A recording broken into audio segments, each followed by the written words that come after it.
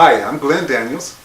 Now let me ask you a question. Have you ever attended a workshop or a seminar where you were just so motivated that by the end of the workshop you just didn't know what to do with yourself, but yet the next morning you got up and said, I didn't learn anything? Or have you ever attended a workshop or a seminar again where you just had tons of skills come your way and you were writing all the skills down? The next morning or maybe 2 days later you said, I have no motivation to use those skills. We don't do that. We want to cover two subjects today. First subject we started already, and that's gratitude. So if you remember, if you take something for granted, you're not being grateful for it. So that whole exercise was just to make you not take that first bite of food for granted. And if you notice, you started to feel a little more appreciative of each bite of food that you're taking or had taken, just because you didn't take it for granted. I believe that gratitude is the key to all success. So we're going to come back to that subject in just a moment. And what we do, we give you solid, concrete exercises and skills that you can use during this seminar. We talked about 4 different exercises. We get you to participate in them. The first exercise you can do in the morning, tomorrow morning. You get up, and I want you to walk into your bathroom, look into your mirror, see how beautiful you are, and then just kind of notice as you take a big, deep breath in, what does your face do? What do your eyebrows do? What do your ears do? Does your skin on your cheeks, do they change colors? What do your lips do? Just notice that, and then notice the difference when you exhale. Then on your next breath, I want you to take a real soft, laser-like focus onto your left eye. Now, the purpose here is so that you can see in your left eye your own divine spirit. So look real deeply into your left eye to see your own divine spirit. Okay? Your own divine soul, your creator. Look into that left eye. Now, there's a problem with this, though. How many of us out there are left-handed? Okay, this exercise will not work for you. Okay. The reason why it won't work for you is because you're just kind of weird, you're kind of strange, you're just different. No, I'm just kidding. Here's what you're going to do. If you're left-handed, you're going to take a soft, laser-like focus into your right eye. You're just wired differently, so you need to go into your right eye. And again, no matter which eye you're looking to, the mission is to see your own divine spirit in your eye. And you're going to say the following affirmation.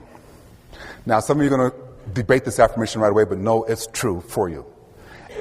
I always win. Let's practice it together. Everybody? I always win. Okay. Now, let's say it one more time like you really kind of believe it. Okay, here we go. I personally believe that telling stories is the most powerful learning tool that you can possibly have. And then this boy grew up without a mother. And he grew up with a very strict father. In fact, even for that day and time, his father was considered too strict. See, if the boy made a mistake, his father wouldn't hesitate to hit him upside his head. Wouldn't hesitate to punish him in a heartbeat. But here's what made it worse. His father was not only strict, he was a mean, nasty drunk. So this boy, no matter what happened, at a drop of a dime, he might get beat. His dad would go out and get drunk, and he would come home and say, fill up my wine glass. So he'd fill up his wine glass. Invariably, the dad would spill wine on him. Jump up. The boy would cover, Dad, I'm sorry, please stop. Telling stories perhaps about Beethoven and the struggles he had in writing the Ninth Symphony.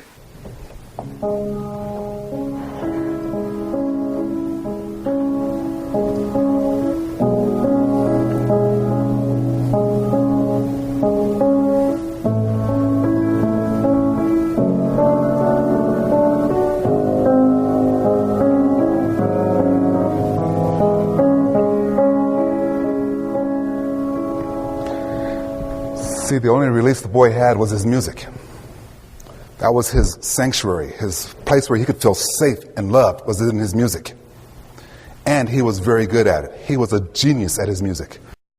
As he grew up, more people would come to hear him play the piano or hear him play the violin.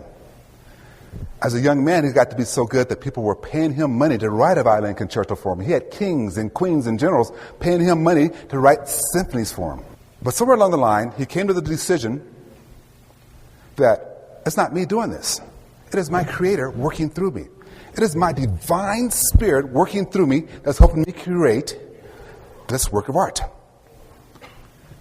And the genius of him, the reason why he became so overly popular, is because he kept on focusing on his gratitude for this. He became so well known and so good that even 200 years later, if I sang just 4 notes from one of his symphonies, you would know exactly what symphony it was, what number, and who wrote it.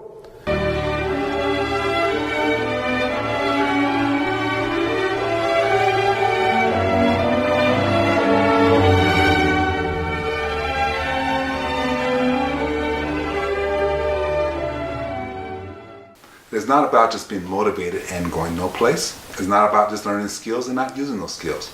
It's about combining all that together.